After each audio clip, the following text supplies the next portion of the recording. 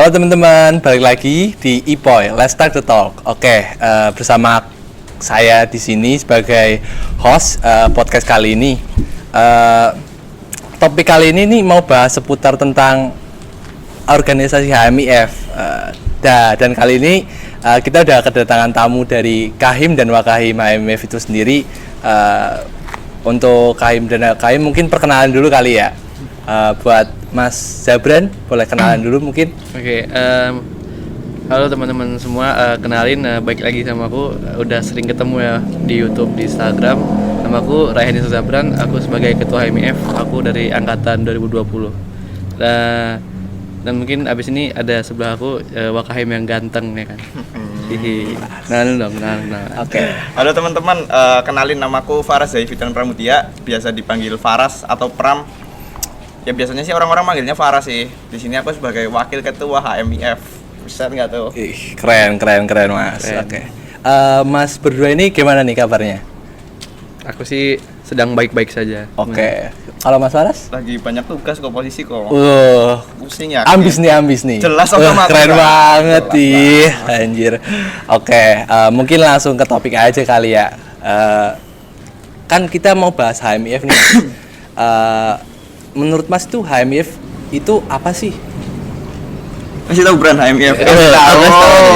HMIF itu panjangan dulu ya. HMIF itu panjangannya itu Himpunan Mahasiswa Teknik Informatika. Jadi itu ada apa himpunan HMIF itu adalah sebuah organisasi yang menghimpun mahasiswa informatika yang dari visi kami yaitu sebagai jembatan untuk menyalurkan aspirasi dari mahasiswa informatika ke prodi ataupun birokrat lainnya.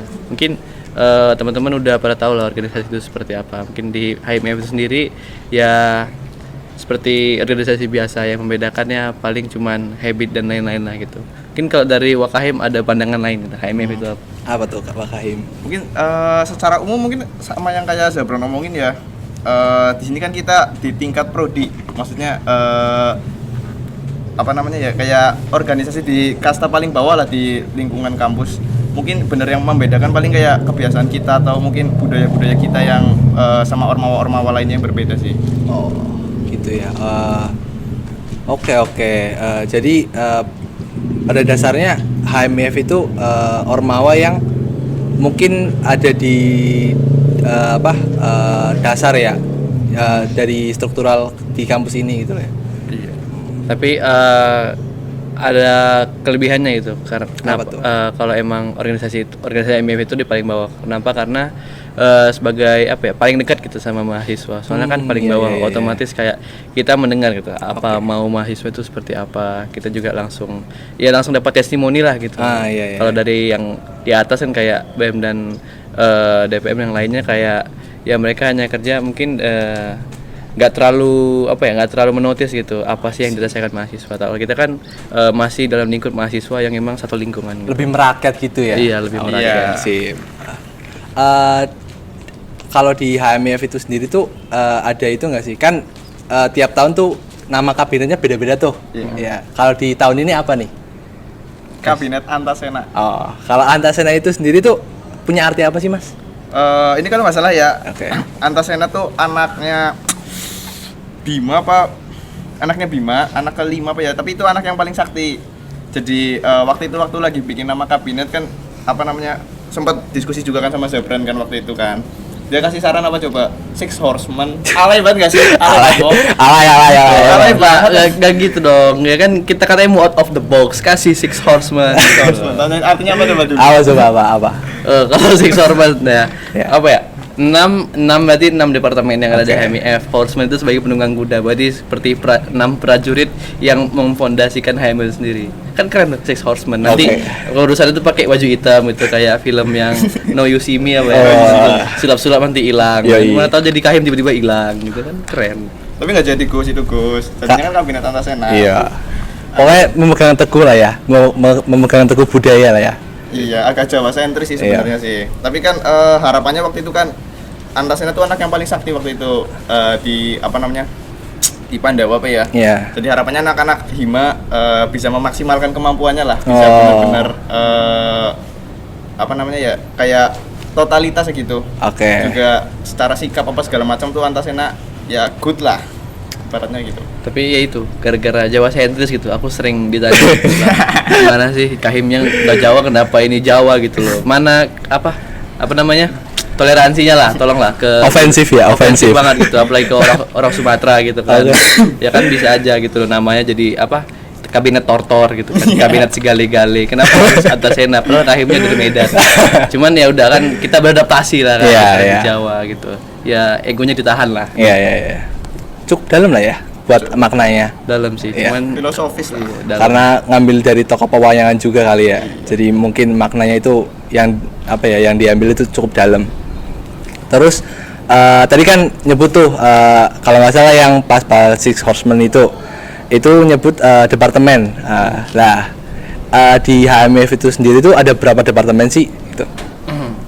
Departemen itu mungkin jelasin dari pertama itu ada POH. POH itu bukan departemen, jadi bagian dari pengurus. POH itu nama panjangannya pengurus organisasi harian. Nah, itu tuh diisikan oleh ketua, aku dan wakil ketua Faras, juga ada bendahara, ada Tami Tiara 2 sama sekretaris itu Marlina sama Febri.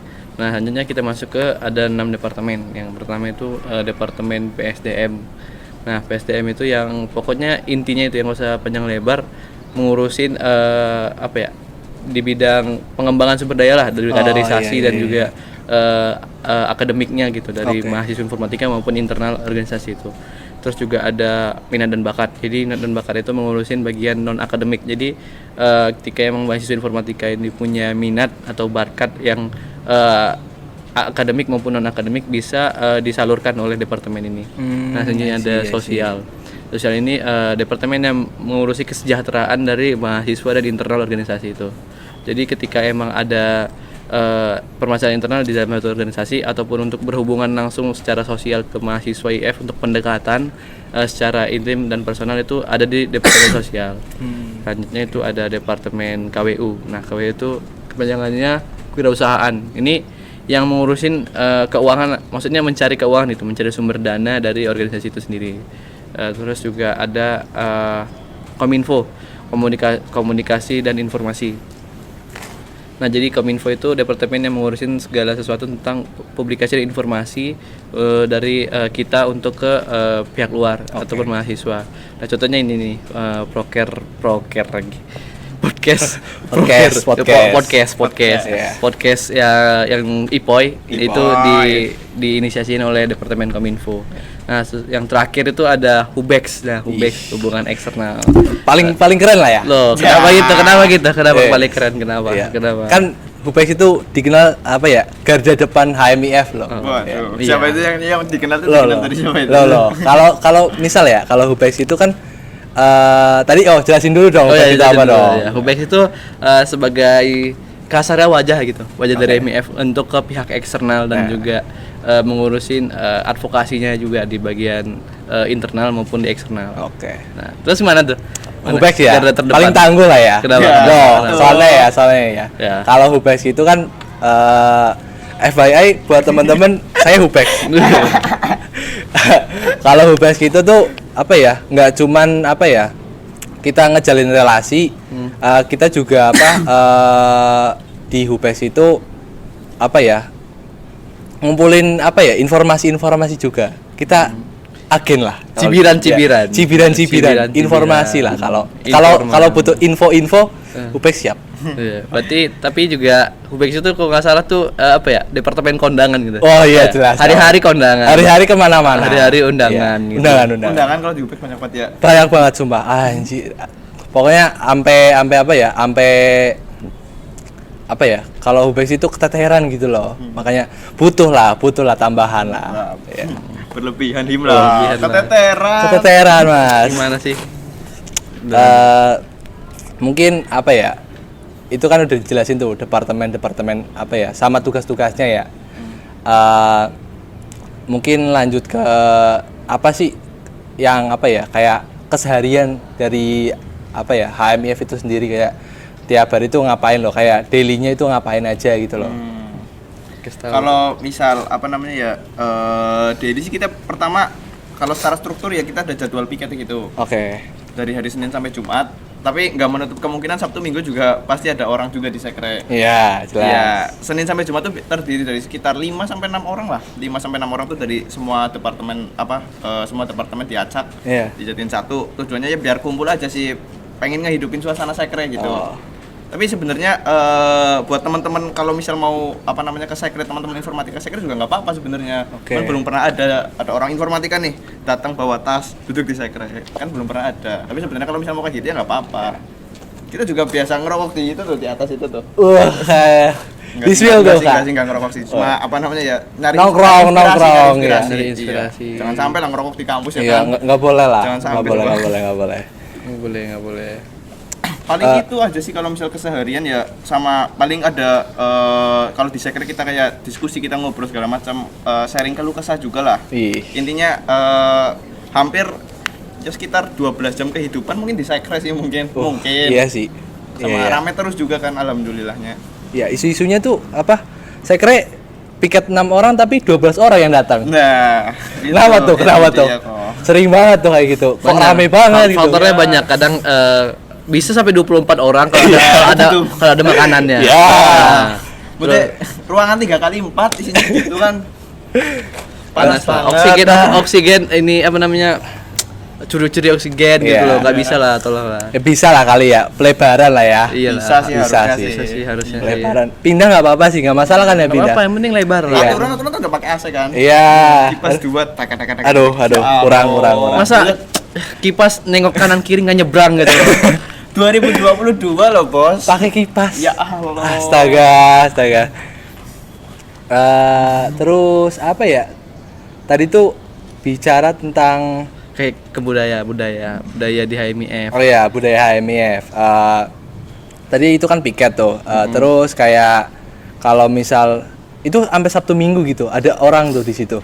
Kalau Sabtu Minggu sih nggak ada ya jadwalnya. Cuman Ya, kalau emang kita tuh biasa ngadain proker Sabtu Minggu kan. Ya. Soalnya Senin sampai Jumat kita sibuk kuliah.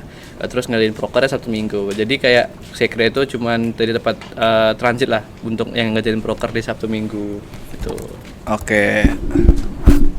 Jadi ya walaupun dari Senin sampai Kamis Jumat doang sekrenya, piketnya jadwalnya di Sabtu Minggu tetap rame lah, insya Allah orang ya. Cuman kan kalau malam Minggu ya enggak lah, paling ya punya kesibukan sendiri-sendiri. Ada yang bucin, ada yang rapat. Itu sih kebudayaannya ya, paling tiap hari ya rapat gitu loh. Ya emang kalau dibilang capek sih, cuman ya adalah nanti lah yang didapat lah. Iya, oke. Keren sih, keren. Berarti cukup apa ya? Istilahnya nggak memaksa lah ya. Cukup ngebebasin kalian ya, dari Kahim sama Wakim sendiri cukup ngebebasin anak-anaknya buat mau ke sekre ya monggo. Tapi tetap harus sesuai, kalau ada piket ya harus sesuai jadwal dong. Harus tetap datang. Harus piket, harus datang, harus bersih-bersih lah. Iya. Terus tadi kan buat teman-teman informatika ya juga boleh kan ya ke sekre. Ya kalau misal teman-teman informatika itu mau main, boleh lah main-main ke sekre. Nggak masalah kok. Ngeprint juga boleh. Ngeprint juga boleh. Tapi bayar. Jangan lupa. Ingat, Ya. tapi bayar. Kalau gratis- Murah kok, murah. Kalau gratis ya bingung siapa yang beli kertasnya. Ya, kalau mau kirim-kirim makanan juga boleh. Boleh banget. Ngeprint berapa ya satu lembar ya? 5.500 apa ya? Bisa lah ngeprint. Bisa lah. Pokoknya bisa lah. 4.500-nya buat aku. Emang bisnismen kalau Wakahim ini. Bisnis kotor. Terus lanjut nih buat Kahim sama Wakahim. Kan di periode ini kan dibilang kayak cukup santai lah ya. Kalau dilihat-lihat gitu loh. Iya. Kita nggak yang memaksakan banget gitu. Kita cukup ngebebasin buat anggota-anggota. Lah, ini kan pasti banyak yang dikorbanin dong. Iya.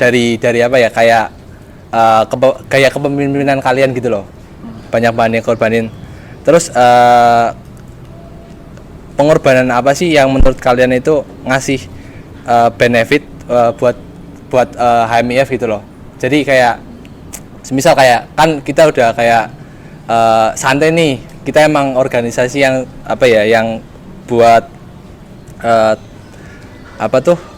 kayak di periode ini tuh cukup santai gitu loh.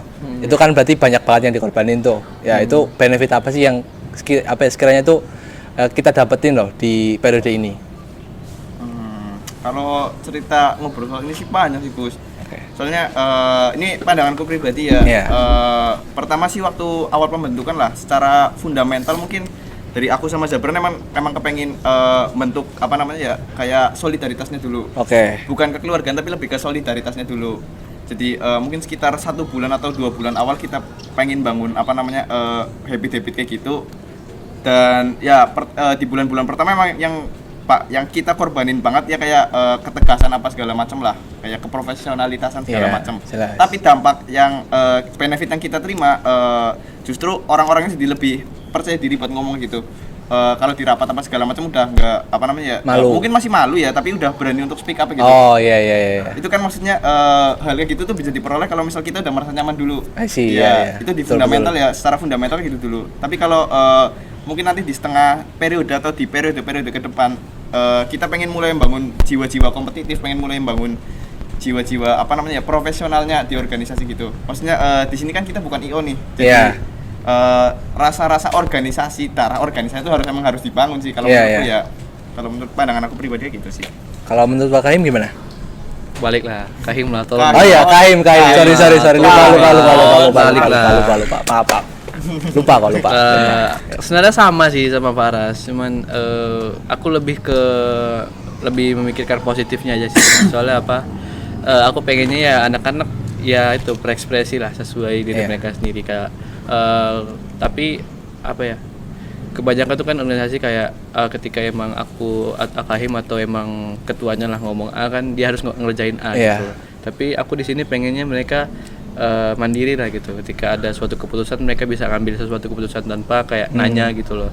Soalnya ya kedepannya setelah dari organisasi ini aku harapannya ya outputnya mereka siap gitu loh untuk menjalani kehidupan kampus maupun hidup organisasi ataupun dalam dunia perusahaan. Maksudku masih kayak relate lah gitu antara organisasi dan perusahaan. Jadi ketika di perusahaan mereka kayak siap gitu, ketika ada yang memang mereka ngerasa benar ya mereka lakuin, tapi kalau ada yang salah ya mereka ada intervensi lah gitu. Jadi nggak cuma nurut-nurut aja. Jadi kayak sebagai mahasiswa mereka dapat lah gitu apa poin atau emang yang kita kejar jadi kuliahan itu dari mahasiswa itu kan membentuk jati diri gitu. Kita bisa jati diri, kita apa namanya, bukan tempat untuk cari ilmu boleh sih, cuman lebih penting itu mencari jati diri. Nah jadi dengan mereka masuk ke organisasi dengan di HMIF sendiri mereka jadi kayak lebih apa ya, lebih gampang lah gitu untuk mencari jati dirinya dengan cara berekspresi. Ketika mereka dipaksa untuk melakukan sesuatu, ada tekanan dan lain-lain, ada pressure, mereka siap untuk menghadapinya gitu. Jadi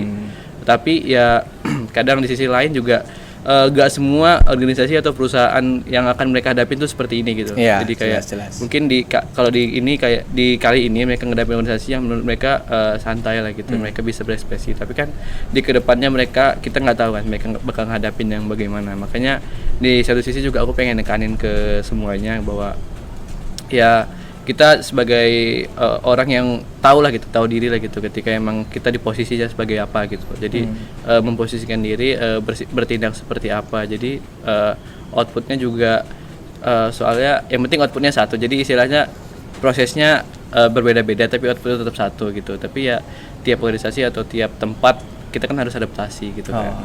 Gitu sih, tapi ya itu sih menurut aku ya tentang apa sih yang dapat dari gaya kepemimpinan yang aku bawa sama Faras gitu.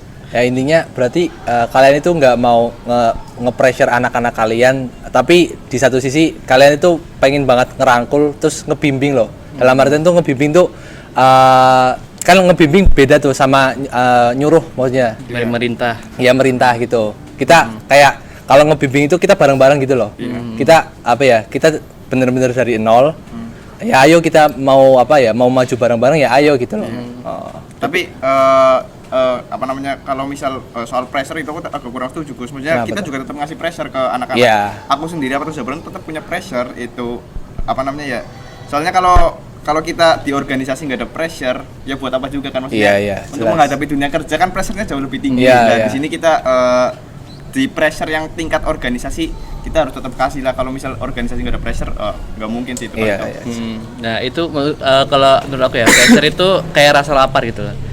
Jadi yang membedakan itu aksinya. Jadi mereka makan apa. Nah, di organisasi ini ketika mereka dapat pressure, kita kasih makanan yang enak.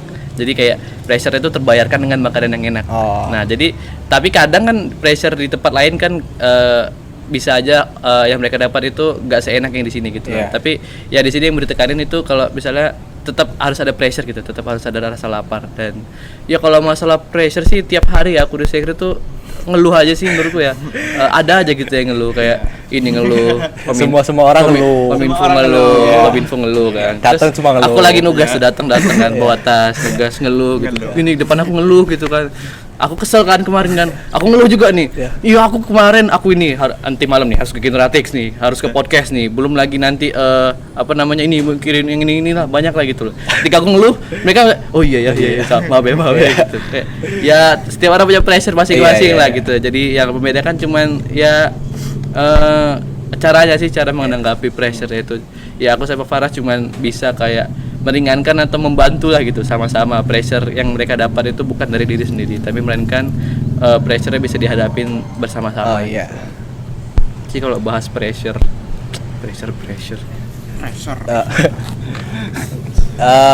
Tapi apa ya? Kalau menurutku tuh apa ya? Kita tuh cukup santai gitu loh. Aku kan sebagai staff nih ngerasain gitu. Kita tuh cukup santai ya. Ya emang ada pressure sih kita sebagai staff. Cuman kan apa ya? Aku suka lah kayak kepemimpinan kalian gitu loh. Di samping kalian lebih lebih santai dalam menghadapi situasi gitu loh. Kayak nggak terlalu kamu kalau kayak gini harus ini gitu. Jadi itu yang ngebuat kita tuh jadi lebih lebih istilahnya santai tapi tanpa menyepelekan kalian gitu loh. Jadi itu sih yang aku rasain. Karena iya benar sih. Aku juga terkadang ada gitu keinginan kayak pengennya tuh semua hal yang berbau seperti itu dibawakan kayak gini gitu. Gak termasuk di HMIF aja tapi semua organisasi. Ya ada di Telkom maupun perusahaan nantinya yang bakal aku jalanin. Kalau misalnya tuh semua semua elemen kayak perusahaan yang ada pressure itu dihadapinya kayak gini gitu, menurutku kayak maksimal banget sih menurutku kayak untuk kedepannya gitu. Walaupun menurutku ya prosesnya bakal lebih berat gitu, tapi ya outputnya sih bagus banget gitu. Kayak aku pengennya di organisasi kayak BEM seperti itu, kayak di HM lain seperti itu, yang organisasi lain lah pokoknya. Tapi ya baik lagi mungkin ya untuk sekarang kita bisa ngelakuin apa yang kita bisa dulu gitu loh. Power yang sekarang kan masih gini, bertahap lah gitu. Intinya kita cuma bisa mengharapkan lah ya untuk kedepannya semoga aja tercapai apa yang kita harapkan. Tadi kan bicara soal pengorbanan nih, apa yang dikorbanin, apa yang harus yang harus dicapai, kayak tujuan apa yang harus dicapai atas pengorbanan itu. Tapi menurut kalian tuh sepadan nggak sih apa yang kalian korbanin sama benefit yang kita ambil lah, kita dapat gitu? Menurut kalian sepadan nggak? Kalau dari pandangan aku pribadi sih aku juga udah kayak mikirin kalau misal kita bawa gaya kepemimpinan kayak gini ntar konsekuensinya gimana segala macam ya. Alhamdulillahnya sih dari teman-teman himpunan juga aku ngerasanya ya emang cocok diterapin dengan gaya kepemimpinan kayak gini. Soalnya mungkin banyak dari teman-teman dari luar daerah atau apa yang nggak semua orang bisa mikir organisasi kayak gini gitu segala macam. Jadi menurutku ini gaya kepemimpinan paling netral sih menurutku. Jadi kita awal bangun bener-bener kayak kepercayaan diri mereka semua. Kita build anak-anak yang bisa berani berekspresi, berani itu. Tujuan dari visi misi kita juga kayak gitu sih sebenarnya. Paling ya itu sih setiap organisasi kan mungkin punya budayanya masing-masing ya. Jadi aku sama Zabran sih mungkin akan terus bergaya kepemimpinan kayak gini, tapi tetap harus ada tetap harus ada tanggung jawab yang harus dibayar lah. Kalau dari aku sih gitu. Tetap harus tegas lah intinya ya. Keren. Kalau dari aku sendiri, aku mikirnya itu dari dulu tuh ya. Apalagi waktu aku jadi staff tuh, aku pengen ngelakuin kayak gini. Aku pengen kayak gitu. Tapi aku di situ posisinya sebagai staff. Aku nggak bisa mengekspresikan lah istilahnya, nggak bisa ngelakuin apa yang aku pengenin. Nah aku pernah mikir gitu kan. Soalnya kan aku nggak mau lah jadi kahim gitu kan, kayak ngapain gitu capek kan. Mending kerjain yang lain. Tapi ketika aku emang dengar gitu tiba-tiba ada nama Faras, aku langsung pikir gitu loh, kayak langsung kayak apa ya, remind gitu, kayak aduh aku kemarin kayak gini staff gini kayaknya keren deh kalau emang punya lingkungan yang kayak gini. Makanya kayak mungkin bisa sih aku coba dengan memiliki power gitu. Soalnya ketika kita memiliki power sebagai ketua itu kan satu tuh kita bisa ngelakuin apa yang emang kita pengen secara personal gitu. Terus juga ya punya akses kemana-mana gitu. Jadi gampang, benar kan. Nah jadi ya istilahnya aku sendiri nganggapnya kayak aku kalau emang nggak mencoba nggak bakal tahu gitu loh. Misalnya nggak akan tahu hasilnya bagaimana kalau aku sama Faras itu nggak pernah coba gaya kepemimpinan seperti ini. Makanya aku kayak sama Faras mikirin apapun konsekuensinya di awal-awal ya udah jalanin aja dulu. Istilahnya kayak apapun yang bakal kita dapin, resiko dan lain-lain itu cuman kayak pembelajaran, harga yang harus dibayar untuk mendapatkan pengalaman ini gitu. Jadi ya menurutku kan pengalaman itu mahal banget. Iya, mahal banget jelas. Harganya juga beda-beda, ada yang bayar pakai mental, ada yang bayar pakai uang gitu. Kalau di sini bayar pakai waktu dan semuanya lah. Jadi ya menurutku kalau dibilang sepadan sih untuk sampai sekarang sih menurut aku ya worth it gitu loh untuk dibandingin. Soalnya aku juga belum merasa kayak tekanan yang gede banget, ada masalah yang gede banget gitu. Soalnya ya setiap ada masalah dia diselesain bareng-bareng gitu, nggak ketumpu sama aku sama Faras doang. Itu sih yang menurut aku benefit dari yang kami bawain sekarang itu. Keren sih, keren. Jadi plus minus gitu ya, ada plus minusnya lah ya. Buat itu. Nano lah. Ya, tapi ya itu dari awal kalian udah ya kita coba dulu. Ya masalah nanti gimana itu masalah nanti gitu. Nothing tulus lah. Aku juga sama Faras juga udah sebenarnya kalau jujur-jujuran udah punya masalah dari awal gitu. Dari awal pembentukan aja udah banyak banget masalah, udah dari nggak ada itulah. Tapi juga nggak expect kalau kita bakal bisa lah ngerjain kayak banyak hal sampai sekarang gitu kan. Tapi ya sejalannya waktu gitu, tiba-tiba jalan aja gitu, tiba-tiba kok udah sampai sini gitu, tiba-tiba kita di sini udah setengah jalan. Progresnya juga bagus kan, kita bisa ngadapin menurutku yang kita kerjain semua tuh dari awal tuh hal-hal baru gitu. Kayak di periode lalu kan semuanya masih berbau offline. Online. Ya online. Jadi kayak sekarang kita semua offline, apa-apa ke kampus dan semuanya baru gitu loh. Jadi kayak keren aja gitu. Aku juga bersyukur semuanya juga punya peran masing-masing di himpunan, bisa nge-explore banyak hal gitu loh, saling sharing. Jadi kayak ya istilahnya walaupun beda departemen maupun beda angkatan, mereka tetap berbagi masalah gitu, melakukan sesuatu jadi bersama-sama gitu loh. Ya itu sih yang aku bisa dapatin dan aku perhatiin di lingkungan himpunan yang sekarang gitu. Keren lah ya, keren. Buat HMF keren lah. Terus tadi kan ngomong soal ada keuntungan lah ya tersendiri. Ngomong-ngomong soal keuntungan nih, apa sih menurut kalian itu apa sih keuntungan kita masuk organisasi loh? Keuntungan kita berorganisasi itu apa sih? Kalau ngomongin keuntungan menurutku banyak banget sih ya. Ini tingkatannya menurutku lebih dari uang sih. Pertama di relasi lah, jelas. Nggak tahu untuk kedepannya atau untuk sekarang ya. Maksudku ini penting banget sih buat teman-teman mahasiswa Telkom juga. Jadi mahasiswa kita yang sedikit masuk organisasi itu menurutku ya benefitnya banyak banget. Soalnya cara kita ngerangkul orang yang lebih sedikit di tingkat kampus, kalau masuk organisasi gampang banget gitu. Yang pertama jelas relasi, terus kayak komunikasi, public speaking lah. Karena kalau misalnya kita mau belajar teori apapun lah, komunikasi, public speaking, kalau kita nggak dikasih panggung buat ngomong, sama aja bohong kan, sama aja ya sia-sia sih, nggak ada prakteknya gitu. Mungkin kalau secara personal gitu ya, secara secara kalau akademis segala macam, mungkin kayak teman-teman organisasi HMF pada ada yang join asprak segala macam, itu tuh bisa saling sharing gitu, belajar apapun itulah, kayak materi-materi apa gitu. Teman-teman itu pasti ada 1 atau 2 orang gitu yang paham tentang materi ini, materi itu. Itu sih benefit yang menurutku lebih dari uang kalau di organisasi HMF sendiri. Relasi lah intinya, relasi yang kita mungkin nggak dapetin di luar lah, kayak kita nggak dapetin cuman di kelas gitu. Ini kan kalau di kelas ya itu cuman terfokus sama kelas itu sendiri loh. Tapi kalau di organisasi kan kita juga bisa kenal orang lain, terus kita bisa kenal kayak habit-habit baru gitu. Itu sih yang mungkin keren sih di HMIF gitu, bisa gitu. Menurutku ya manfaat ya. Aku juga pernah jadi dari staff ya kan di periode lalu. Aku tuh menurut aku apa ya, opportunity untuk mendapatkan manfaat itu gede banget gitu. Jadi kayak tapi kurangnya satu di periode lalu tuh aku gak ngambil gitu, gak memaksimalin aksesku untuk mendapatkan pengalaman itu. Kayak aku kayak masih sering individualis, masih sering aja diri sendiri, masih nggak coba untuk ngomong, nggak keluar dari zona nyaman lah gitu.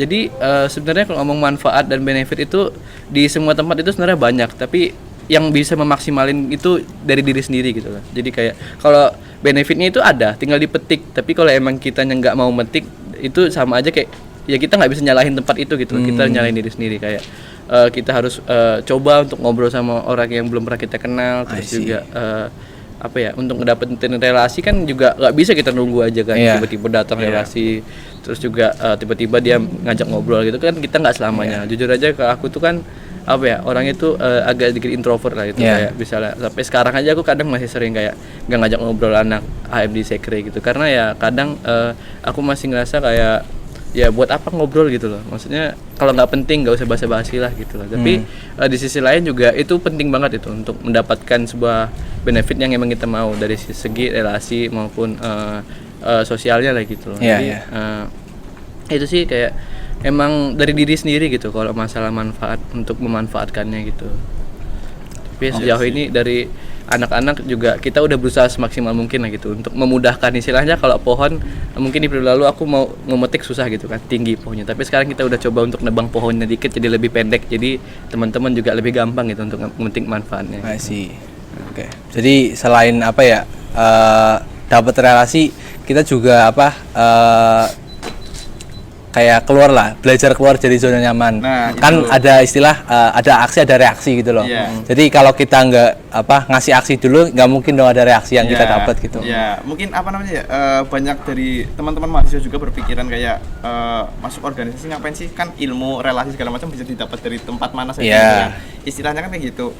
Tapi menurutku pribadi ya ini kayak salah satu wadah paling enak gitu untuk cari relasi, terus benefit ilmu segala macam yang kesannya tuh sepele, tapi padahal ini tuh langkah yang dekat banget gitu kalau menurutku, buat metik-metik benefit yang tadi kayak Sabran bilang tadi.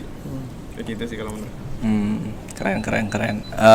Terus tadi kan Mas Faras nih kayak nyinggung soal public speaking. Nah, ini kan kayak ini banyak banget sering ditanyain tuh kayak sama anak-anak, mungkin khususnya anak-anak informatika ya.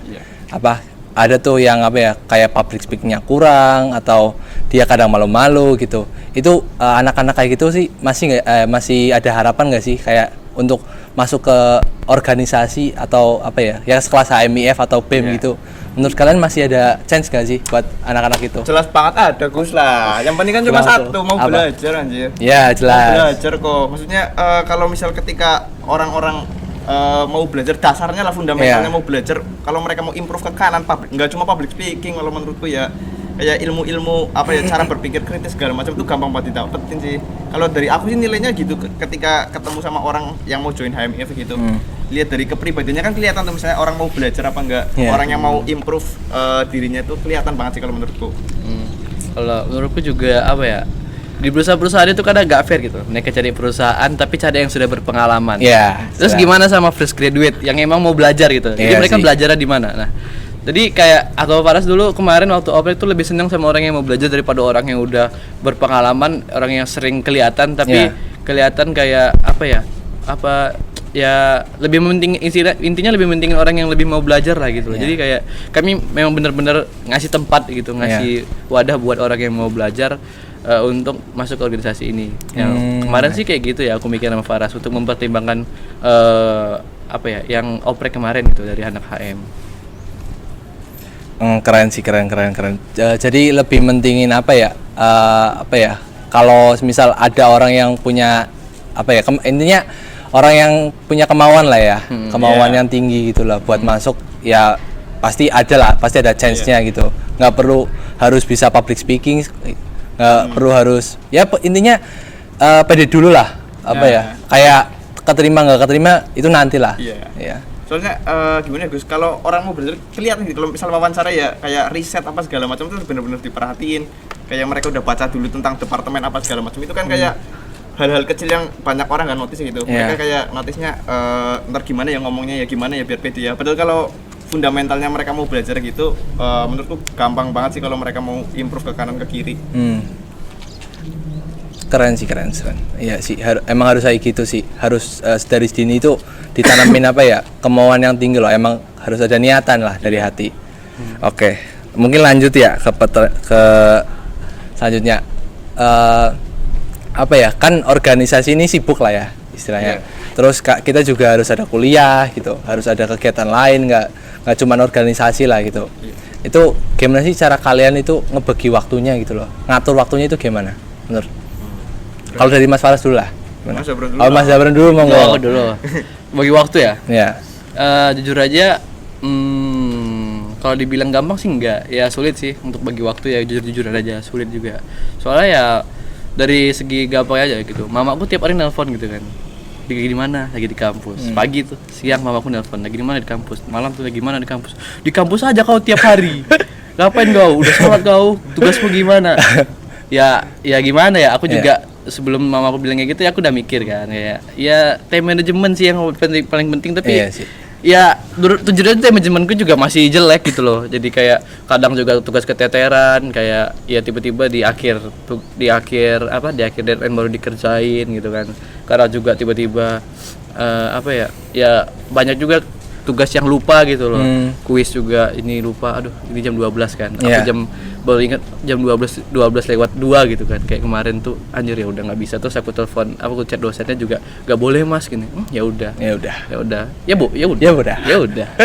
Kalau jadi ya kalau masalah bagi waktu ya, kalau jujur aja dari aku sendiri sih masih sulit, tapi bisa gitu loh. Pasti ada dengan time management yang baik pasti bisa kok. Masih gitu. bisa ya. Masih bisa kayak ya balance lah gitu loh. Tapi ya tetap aja baik lagi. Emang ketika emang udah mau terjun ke sesuatu kan emang harus ada effort gitu kan. Kayak kita nggak bisa ngejalanin hal yang biasa kita lakukan, tapi dengan tanggung jawab yang lebih gitu. Jadi kayak ketika tanggung jawab lebih harus ada effort yang lebih gitu. Ya balance lah gitu loh. Jadi kayak ya teman-teman yang emang mau untuk berkecimpung untuk mendapatkan tanggung jawab yang lebih, ya jadi teman-teman juga harus siap gitu dengan effort yang lebih untuk bagi waktu, untuk berperilaku, bersikap dan berkomunikasi ya gitu sih menurutku. Tapi ya kayak tadi, jadi kita juga dapat kayak dibilang Faras kayak akademis gitu kan, kayak tugas, jadi kita bisa ada yang bantu gitu kan. Misalnya angkatan 21 kan, dia ada laprak, dia nggak bisa kan, kayak kemarin itu ada anak 21 terus datang ke sekre, kak dibantuin kau dikerjain sampai selesai. Dia bilang makasih ya kak gitu. ya udah sih gitu, Saling ngebantu lah saling intinya. ngebantu ya Nah, sih. terus dari Mas Faras gimana nih? Kan secara Mas Faras ini MSIP nih. Iya. Musibah. Iya. MSIP. Kan kayak kita ada beda waktu lah buat kuliah reguler sama MSIP. Kalau Mas Faras gimana? Cara ngatur waktunya? Pertama disclaimer MSIP lebih santai sih Gus. Lebih santai. Iya. Cuma ya itu tugas segala macam memang tetap banyak lah. Ya, ada lah ya. Tiap hari ada gitu. Kalau dari aku pribadi, kalau masalah time management sih lebih ke skala prioritas ya. Pertama, waktu itu aku pernah baca teorinya siapa itu lupa. Ada teori namanya 70-30, di mana 30 effort kita yang paling kecil tapi dampaknya paling gede. Oke. Ya kalau aku selalu pakai gitu. Pertama udah aku skala prioritas ini mana aja 4. Terus kira-kira mana ya kalau misal aku datang ke sini tapi itu dampaknya paling gede. Iya. Ya kalau aku selalu kayak gitu. Itu juga berlaku kalau misal ngambil keputusan. Kayak misal ada banyak beberapa pilihan opsi segala macam gitu. Aku lihat dulu. Kelihatannya kalau aku ngambil ini effortku paling kecil tapi dampaknya paling gede. Lah kalau aku kayak gitu sih, itu secara personal ya. Tapi tetap aja kalau misal kegiatan banyak, kegiatan yang benar-benar tabrakan gitu, tetap aja masih susah sih kalau aku. Tapi tak usahain kalau soal kehadiran apa segala macam selalu itulah prioritas utama gitu. Bisa. Iya. Nah, emang datang. Sedah. Backup lah. Kadang aku ada, kadang Faras nggak ada. Ya saling membackup Iya, lah. saling membackup lah. Iya. Keren. Hari ini aku ada, besok aku lagi. Ya, Iya. kan backup. Tapi jujur Gus, kalau cerita ya, kalau suka sebel gitu kalau misal ada orang yang nggak datang rapat apa telat lah gitu lah. Buat Vero Sandi Abdullah Yusuf kalau datang rapat segala macem lah, jangan telat sih. Kenapa? Noted Mas, jangan lupa. Organisasi bos. Ya tuh yang buat sering telat tolong lah ya. Iya. Kesadaran lah ya. Time management itu penting. Bener nggak? Bener. Ya betul. time management itu penting ya. Ya semua orang emang apa ya punya kesibukan masing-masing lah ya. Tapi itu balik lagi gimana cara kita ngatur waktunya lah intinya ya. Ya itu benar juga sih. Maksudnya ya time management mungkin prioritaskan yang berhubungan orang banyak lagi gitu. Kayak kita bergantung, kita nih apa ya, orang banyak nih butuh kita gitu loh, ya itu diprioritaskan gitu loh menurutku ya gitu sih kalau menurut aku. Jadi aku kayak lebih memprioritaskan yang ketika emang aku lagi dibutuhkan banyak orang gitu. Jadi lebih ke tanggung jawab sih. Prioritas tuh yang tanggung jawab yang paling gede, yang paling atas gitu. Oke, mungkin langsung ya apa ya pertanyaan terakhir kali ya.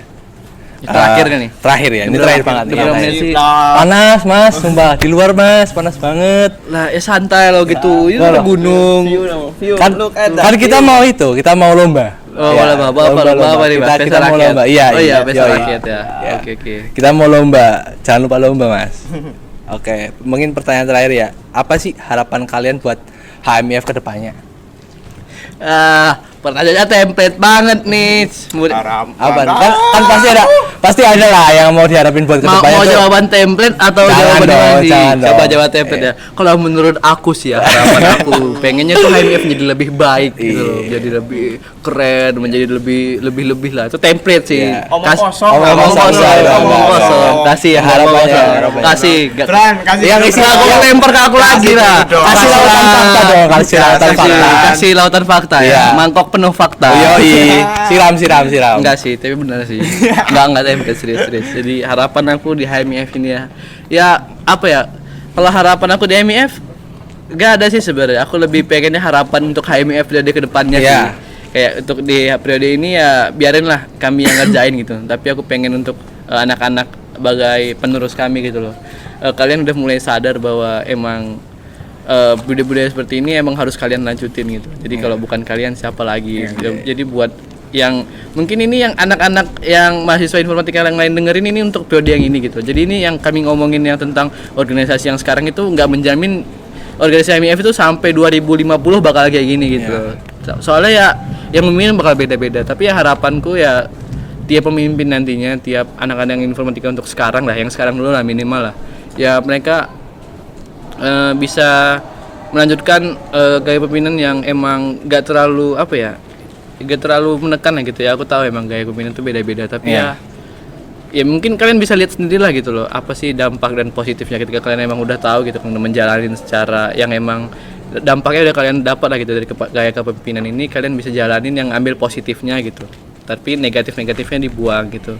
Jadi ya harapanku itu sih kayak periode kedepannya juga lebih apa ya, lebih solid lagi lah gitu untuk kedepannya. Dan juga untuk periode ini ya harapanku kita bisa dapat juara satu lagi ya, sebagai hima terbaik di ITTP.